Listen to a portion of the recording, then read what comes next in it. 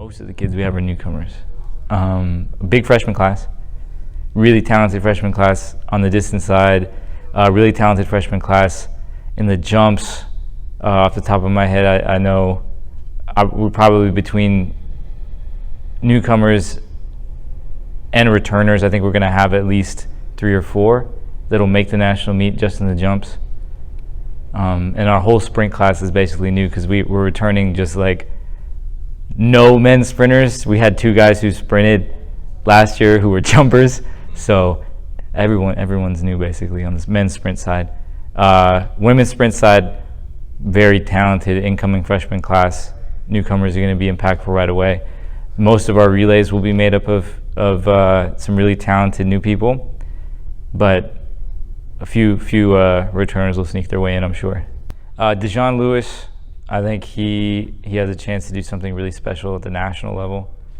I think Alexandra Segura, Victoria Sweeney, both of them talented jumpers, and then Alex and Victoria will also both be on our sprint relay, hopefully, by the time we get to outdoors.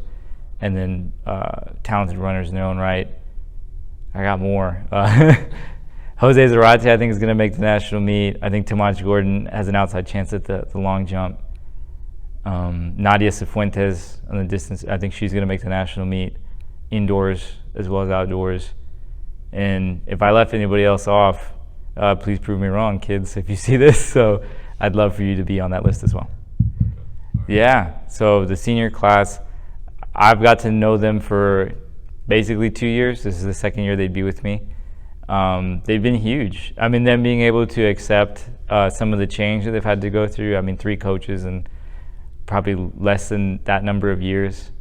Them being able to adapt and buy in to a new program with new coaches has been huge. And so I can't thank them enough for the trajectory of this program moving forward.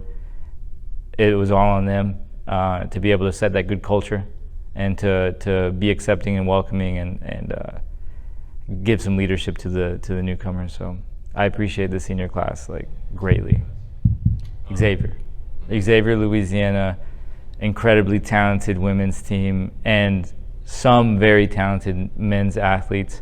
Not quite as deep as their women's, but their women's team is usually a contender for the national title in the right year. So, and Coach Plummer, he does an excellent job at Xavier. Yeah, I really look forward to lining up against them. I feel like us and them in the Red River Conference is going to bring some notoriety to the conference, and I hope that encourages some other teams to get out there and find some talent. I'd love to have it be even more intense down here. It's only my second year here, but finding a track to practice at has been a battle, has been so difficult, and something that we've spent a lot of time in our breaks stressing about where we're going to be. So Holy Cross being able to come to our rescue a little bit and allow us to create a partnership to where we could both help each other is crucial. Like the growth of this program moving forward is going to have a very big thank you to say to Holy Cross. So us hosting that meet together has been an idea that their athletic director Mike Harrison and I have had since we started conversations about a dirt track, a year and a half ago.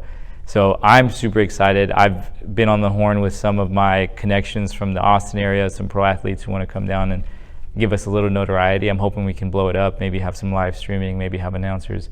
I'd like to make it an event so that we can have something moving forward that, brings a little bit of media attention to what we're doing, because I think we're doing a great thing and we deserve a little bit of shine. Teams that'll be competing, it's the usual suspects. It'll be us, Southwest, Huston-Tillotson, Wiley, Jarvis Christian College, I think Texas College as well.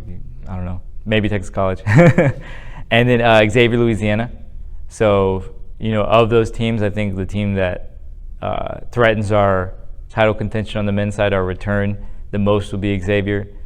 And then on the women's side, I think the difference between us going out and getting that championship like we have in the past, the people standing in our way is probably Xavier more than anybody else.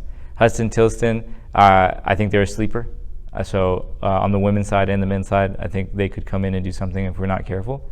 So, coming in and being prepared for them is going to be, something that the coaches and I take responsibility of.